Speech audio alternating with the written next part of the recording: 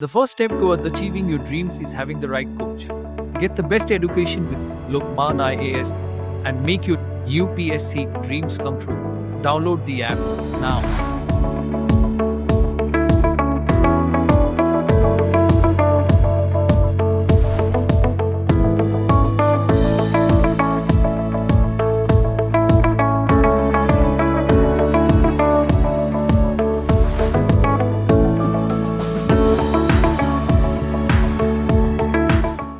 Hello everyone, I am Kavi Gupta. I am from Lucknow and I have secured AIR 25 in JEE Advanced 2022 and AIR 38 in JEE Mains 2022 with a percentile of 99.9984395. मैंने world international mathematics olympiad में gold medal secure किया है and Thailand international mathematics olympiad में भी gold medal जीता है। इस video में मैं आपके साथ शेयर करूंगा कि मैंने कैसे JEE एडवांस की प्रिपरेशन की थी। फिर सबसे पहले आते हैं पेपर पैटर्न को लेकर के। Every year paper pattern very करता है और इसके पैटर्न के बारे में अनसर्टेनिटी रहती है, तो हमें हर पैटर्न के लिए रेडी रहना होता है। जो मेरा 28 अगस्त का पेपर हुआ था उसमें single correct, multiple correct, double decimal, integer, paragraph और मैट्रिक्स टाइप क्वेश्चन पूछे गए थे। मैंने पेपर को केमिस्ट्री, मैथमेटिक्स, फिजिक्स इसी ऑर्डर में किया था। आप जिस ऑर्डर में करना चाहें और कंफर्टेबल रहें उसी में करिए। और मैंने केमिस्ट्री को 35 to 40 मिनट्स दिए, मैथमेटिक्स को 1 आवर 15 के आसपास दिए एंड फिज़िक्स को 1 आवर अप्रॉक्स दिए और रिमेनिंग टाइम मैंने बचे हुए क्वेश्चंस को अटैम्प्ट किए थे। अब मैं सब्जेक्ट्स की तरफ बढ़ता हूँ जिसमें मैं आपके साथ शेयर करना चाहूँगा कि मैंने कौन सी बुक्स को फॉलो किया था, इम्पॉर्टेंट टॉपिक्स जो हर सब्जेक्ट में, और कुछ एडिशनल नोट्स भी मैं सजेस्ट करूँगा। स्टार्टिंग विथ फ़िज़िक्स मेरा फेवरेट सब्जेक्ट था, बट मुझे इनिशियली उसमें स्ट्रगल करना पड़ता था बिकॉज क्वेश्चन में सिर्फ कैलकुलेशन नहीं होती थी, बट उसमें हमें सिचुएशन को समझना होता था और विजुअलाइज करना होता था। उस विजुअलाइजेशन पावर को इंक्रीज़ करने के लिए, अपने क्वेश्चंस में दिमाग चलने की एबिलिटी को इंक्रीज़ करने के लिए मैंने कुछ बुक्स को रेफ़र की थी। पहले आती है HC Verma concept of physics part 1 and part 2। एक सिंपल, कंसाइज, इनोवेटिव बुक है। उसकी थ्योरी को मैंने एक क्विक रीडिंग दी थी, उससे कंसेप्ट्स क्लियर हुए थे मेरे, और सॉल्व एग्जांपल्स के मैंने खुद से सॉल्व भी किए थे और जो सॉल्यूशंस गिवन है उनको भी ध्यान से पढ़े थे क्योंकि उसमें कुछ एडिशनल नोट्स भी गिवन हैं। न्यूमेरिकल्स एंड के बहुत अच्छे हैं और मैंने उन्हें पर्सनली डबल डेसिमल तक पूरा बिना कैलकुलेटर के सॉल्व किया था। इससे मेरा कैलकुलेशंस का फियर कम हुआ और कैलकुलेशन की स्पीड भी इंक्रीज़ हुई थी। नेक्स्ट मैंने इरोडोव की प्रॉब्लम्स इन जनरल फिजिक्स को सॉल्व किया। इसके कुछ सेक्शंस बहुत JEE रेलेवेंट हैं और JEE की हिस्ट्री में 2 से 3 क्वेश्चंस एज इट इज़ पूछे गए हैं। मैंने अपने टीचर से क्वेश्चंस मार्क करवा लिए थे, तो मेरे लिए क्वेश्चंस को करना ईजियर हो गया था। तो मैं कहूँगा कि आप अपने टीचर से भी इस बुक के बारे में कंसल्ट ज़रूर करें। एक्स्ट्रा बुक्स भी मैंने रेफ़र की थी, लाइक क्रोटोव की प्रॉब्लम्स इन फिज़िक्स। इसमें मैकेनिक्स के vast majority of questions available हैं और हीट एंड थर्मोडायनेमिक्स के क्लासिक क्वेश्चंस भी हैं। तो मैं ये सजेस्ट करूँगा कि अगर किसी को मैकेनिक्स वीक लगती है तो वो इस बुक को के मैकेनिक्स सेक्शन को अटेम्प्ट कर सकता है, एंड हीट एंड थर्मोडायनेमिक्स में भी अगर किसी को लेस कॉन्फिडेंस है तो वो इस बुक को देख सकता है। नेक्स्ट मैंने 200 पजलिंग फिज़िक्स प्रॉब्लम्स की थी।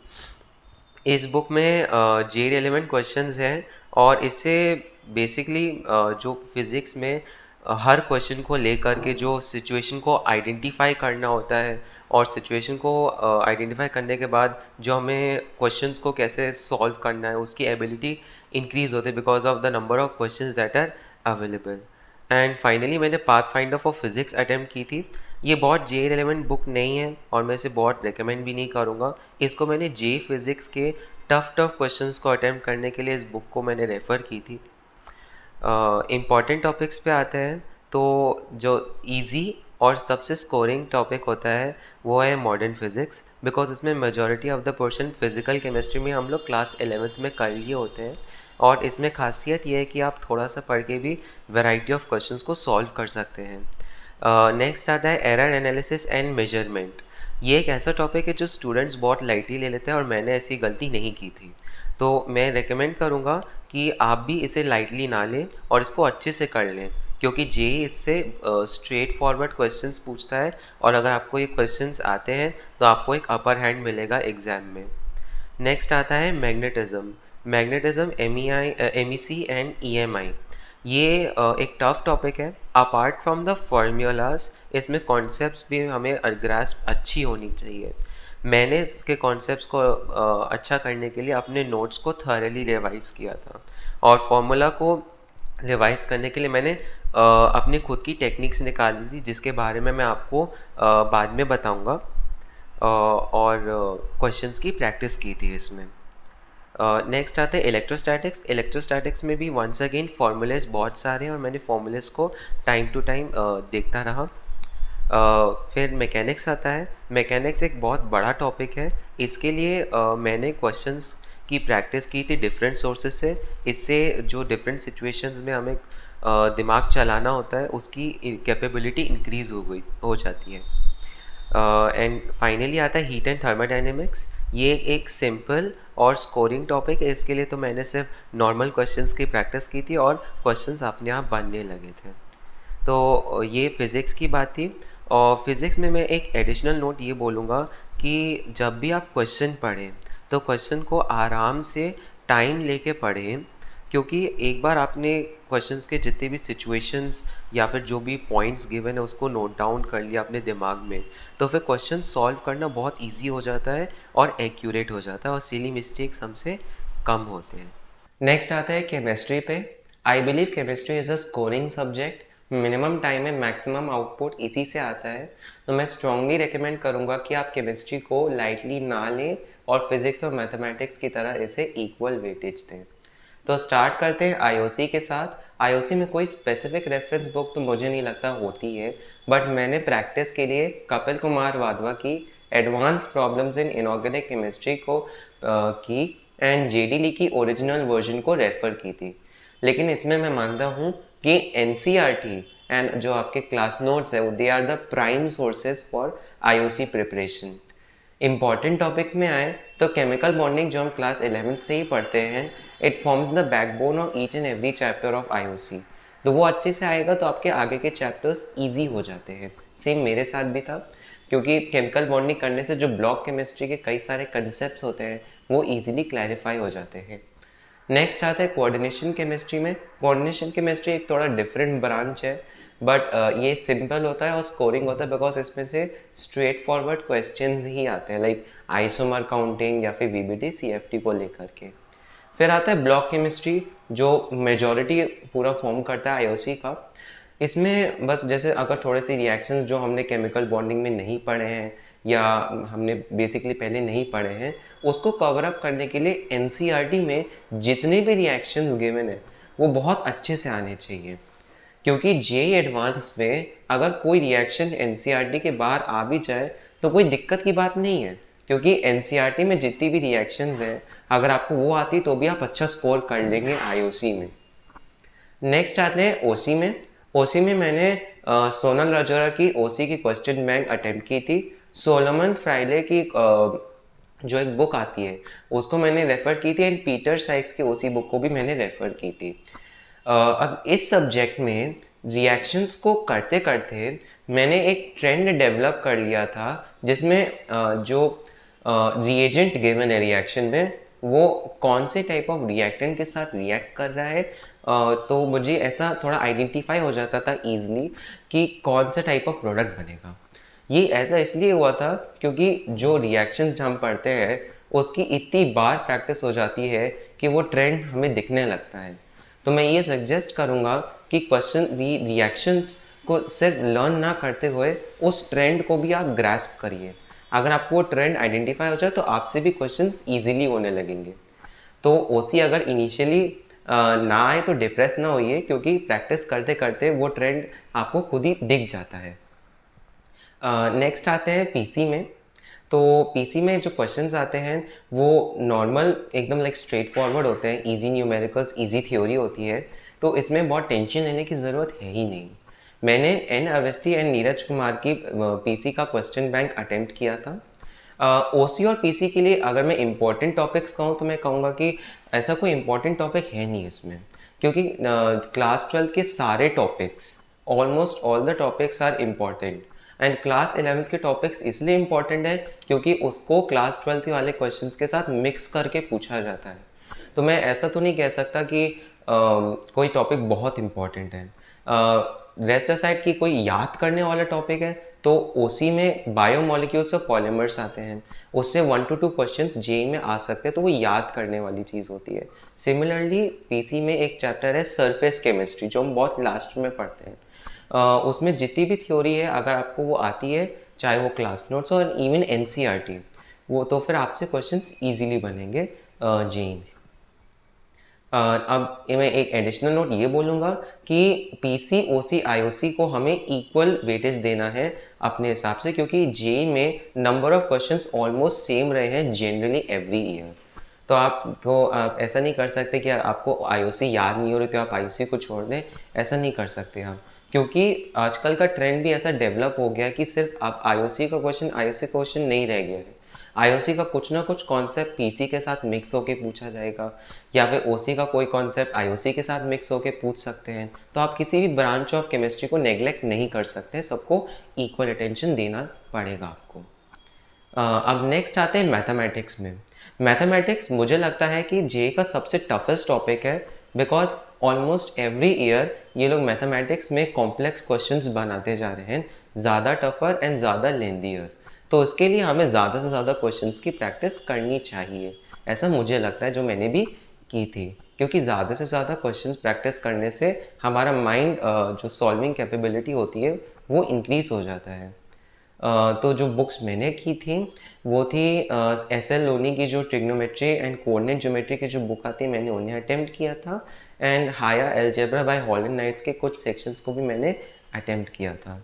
सिंगेज की जो 5 वॉल्यूम की बुक आती है वो उसको भी मैंने अटेम्प्ट किया था, बिकॉज उसमें वैरायटी ऑफ क्वेश्चंस अवेलेबल है, और अगर आपने एक बार उसको कर लिया तो फिर ऐसा कोई जेईई में क्वेश्चन मुझे नहीं लगता बचेगा कि आपसे ना बने। तो इम्पॉर्टेंट टॉपिक्स पे आएँ तो नंबर 1 इम्पॉर्टेंट टॉपिक जो सबको पता है, कैलकुलस। कैलकुलस एक बहुत बड़ा टॉपिक है और इससे मेजॉरिटी ऑफ क्वेश्चंस आईआईटी पूछता है और हमेशा पूछता आया भी है। इसमें जैसे नॉट ऑल द सब टॉपिक्स आर रियली टफ, जैसे एप्लीकेशन ऑफ डेरिवेटिव बहुत स्ट्रेट फॉरवर्ड टॉपिक होता है, उसमें बस स्ट्रेट फॉरवर्ड क्वेश्चंस फॉर्मूलेज होते हैं। लेकिन जो इसमें डेफिनेट इंटीग्रेशन वाला टॉपिक होता है, it is very very conceptual, and इसमें आपको अच्छे अच्छे थ्योरम्स पता होने चाहिए ताकि आप इसके क्वेश्चंस को सॉल्व कर पाएँ। इसके लिए मैं कहूँगा कि आप को जिस भी सोर्स से अच्छे क्वेश्चंस मिल पाए डेफिनेट इंटीग्रेशन के लिए, उसे सॉल्व करिए just like I did. Next आते हैं वेक्टर थ्योरी पे। वेक्टर थ्योरी लाइक एक बहुत शॉर्ट टॉपिक है जो शॉर्ट टाइम में अब आज आने लगता है। नॉर्मल क्वेश्चंस की प्रैक्टिस कीजिए तो आपको इस पे पकड़ बन जाती है। फिर आता है कोऑर्डिनेट ज्योमेट्री। कोऑर्डिनेट ज्योमेट्री में तो सिर्फ फॉर्मूलेज हैं और उसके स्ट्रेट फॉरवर्ड क्वेश्चंस भी आता है। अगर आपको फॉर्मूला पता है तो आपको क्वेश्चंस ईजिली आ जाएंगे, और आपको नहीं पता है तो आपको फिर फॉर्मूला डिराइव करना पड़ता है।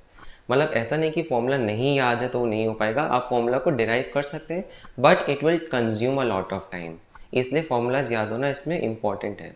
एंड रिगार्डिंग फॉर्मूलाज मैं आपको जल्दी बताऊंगा कि कैसे उनको आप अच्छे से याद कर सकते हैं। फिर आता है लाइक 11th के टॉपिक्स आते हैं like quadratic equations and sequence series, trigonometry. इनके लाइक स्टैंड अलोन क्वेश्चंस कम आते हैं, बट 12th के टॉपिक्स के साथ मिक्स होके आते हैं।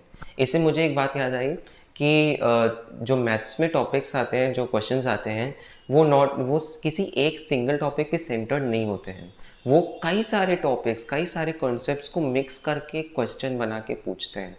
तो वंस अगेन इसमें हम कोई टॉपिक को अंडर एस्टिमेट या छोड़ नहीं सकते हैं, क्योंकि इसमें से कौन सा क्वेश्चन कौन सा कॉन्सेप्ट पूछ ले कोई ज़रूरी नहीं है, तो हमें सारे कॉन्सेप्ट आने चाहिए।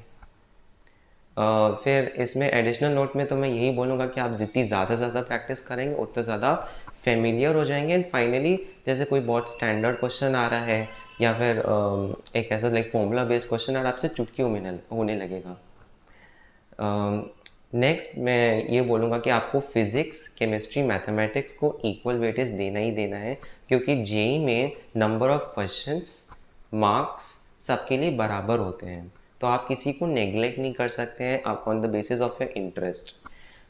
मैं एक दिन में like apart from my boards and जो कोचिंग क्लासेस होती थी, मैं 6 to 7 आवर्स प्योर जे को देता था।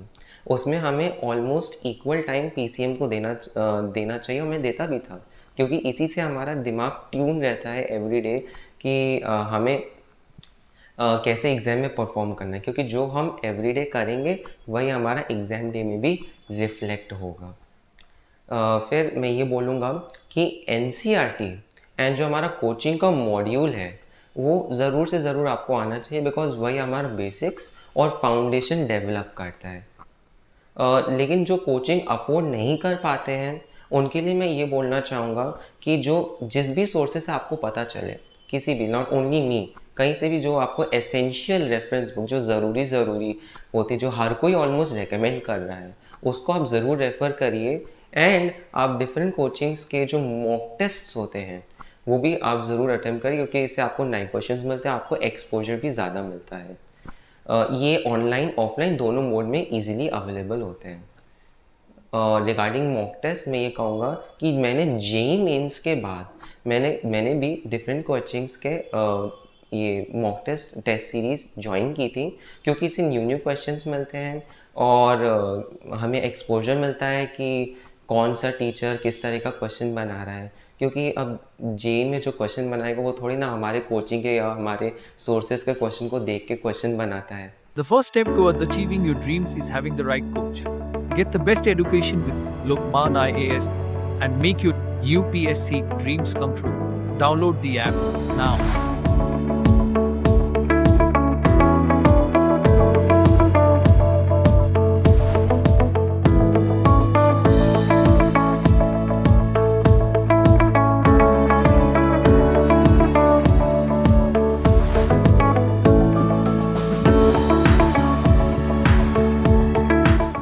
कोचिंग जो नहीं कर पाते हैं उनके लिए मैं एक और पॉइंट ये बोलूँगा कि आप इजी टॉपिक्स पे आप पहले अपना फोकस करिए, क्योंकि जितना ज़्यादा से ज़्यादा आप इजी वाले पार्ट ऑफ सिलेबस को कवर कर लेंगे, नंबर 1 आपका कॉन्फिडेंस लेवल इंक्रीज़ हो जाएगा, एंड नंबर 2 आप हार्ड टॉपिक्स के लिए मेंटली प्रिपेयर्ड भी होंगे।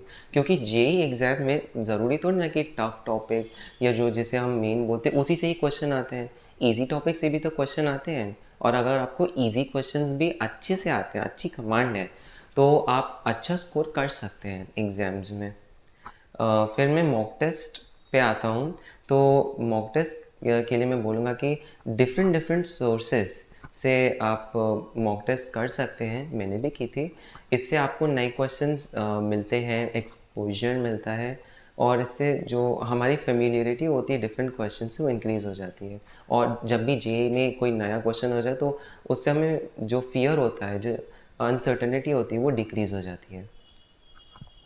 अब आते हैं कि फॉर्मूलेज़ को मैंने कैसे रिवाइज़ किया था। तो उसके लिए मैंने जो फॉर्मूलेज़ मुझे नहीं आते थे पहले, तो ऑब्वियसली उनका पहले एक रफ़ कंपाइलेशन बनाया था मैंने, तो उनको लिख लिया था एक जगह पर। फिर उसको मैंने लाइक 1 वीक या 2 वीक्स में उसे फिर से देखा और लर्न करता रहा। तो जो मुझसे याद हो गए मैंने उसको उससे कट आउट कर दिया और एक नया कंपाइलेशन बना लिया उन फॉर्मूलेज़ का जो मुझे अभी भी याद नहीं हुआ। इस प्रोसेस को रिपीट करते करते जो फॉर्मूलेज़ की लिस्ट है वो कम होती जाएगी, एंड फाइनली एक ऐसा डे आएगा जब वो फॉर्मूलेज़ की लिस्ट ख़त्म हो जाएगी। इससे आपके फॉर्मूलेज़ ईज़िली याद हो जाएंगे। अब आते हैं कि सोशल मीडिया को लेकर के, तो सोशल मीडिया पे मैं एक्टिव बहुत कम था, क्योंकि अब कोविड की ईरा में ऑनलाइन मोड बहुत ज़रूरी था। तो उसके लिए जो व्हाट्सएप होता है उससे टीचर से डाउट्स क्लैरिफाई करने के लिए, या जो भी ऑनलाइन मटेरियल हमें प्रोवाइड हो रहा था उसके लिए व्हाट्सएप पे मैं ऑनलाइन था। सोशल मीडिया पे आपको लाइक अच्छे इंटरेक्शंस भी मिलते हैं और बुरे इंटरेक्शंस भी मिलते हैं। तो ये आप पे डिपेंड करता है कि आप कौन सा साइट चूज़ करते हैं। अगर आप अच्छे साइट को चूज़ करते हैं तो आपको बेनिफिट बहुत ज़्यादा होगा। ये आपके हाथों पे डिपेंड करता है। अब मैं आपके साथ शेयर करूँगा कि कैसे मैंने एग्ज़ाम डे के एक दिन पहले अपने आप को प्रिपेयर किया था। ये ज़रूरी है बताना, क्योंकि एग्ज़ाम डे पे वो रिफ्लेक्ट होगा जो हम एक दिन पहले करेंगे, और हमें अपने दिमाग को मिनिमम लोड पे रखना है और मैक्सिमम कामनेस पे रखना है ताकि बेस्ट एफिशिएंसी जनरेट हो पाए। मैंने सिर्फ और सिर्फ वो वाले पॉइंट्स देखे थे जो मैंने एक जगह कंपाइल कर लिए थे, और ये वो वाले पॉइंट्स हैं जो मैंने लास्ट मंथ ऑफ प्रिपरेशन में देखे थे। 4 to 5 PM के अराउंड मैंने अपनी स्टडी को ओवर कर दिया था, और मैंने नेक्स्ट डे जो एग्ज़ाम होना था उसके बारे में बहुत सोचा भी नहीं था। फिर एग्ज़ाम डे जब आया तो हमें 1 आवर बिफोर रिपोर्ट करना होता है एग्जामिनेशन पे। तो हमें सिटिंग करनी पड़ती है, वेट करना पड़ता है और इंस्ट्रक्शंस को रीड करना पड़ता है। तो इसमें मैं ये सजेशन दूंगा कि क्वेश्चंस के बारे में आप ज़्यादा टेंशन ना लीजिए और इंस्ट्रक्शंस को ध्यान से पढ़ें, क्योंकि एवरी ईयर जो इंस्ट्रक्शंस होते हैं वो वेरी करते रहते हैं, तो हमें देखना पड़ता है कि कोई नया या कोई ओल्ड इंस्ट्रक्शन हट गया कि नहीं।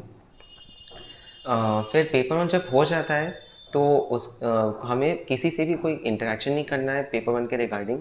और मैंने तो पेपर वन के बारे में बिल्कुल सोचा नहीं, एक लाइट मील ली और एडिक्वेट रेस्ट लिया।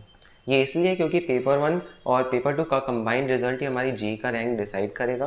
पेपर वन सोलली हमारे ट्रू परफॉर्मेंस को रिफ्लेक्ट नहीं करेगा और हमें अपने माइंड को इसलिए काफ़ी काम रखना है, क्योंकि पेपर टू में अगर हम पेपर वन की कमियां को अगर ध्यान में रखें तो इससे पेपर टू बिगड़ सकता है। सिली मिस्टेक्स के रिगार्डिंग मैं ये कहूँगा कि मैंने एक कंपाइलेशन बना ली थी सिली मिस्टेक्स की आफ्टर एवरी मॉक टेस्ट, जिसे मैं रेगुलरली रिवाइज करता था। इससे जो ट्रेंड था रिपीटेशन ऑफ मिस्टेक्स का वो मेरा ड्रास्टिकली रिड्यूस हो गया था। फाइनली मैं फ्यूचर जेईई एस्पिरेंट्स को ये बोलूँगा कि आप अपने टीचर्स और पेरेंट्स पे आप फुल्ली रिलाई कर सकते हैं, वो आपको बेस्ट सोल्यूशंस देंगे। अपने आप को सेल्फ मोटिवेटेड रखिए, अपने अंदर बिलीव करिए, आपका ट्रू पोटेंशियल खुद निखर के आएगा और आपको सक्सेस ज़रूर मिलेगी। Thank you.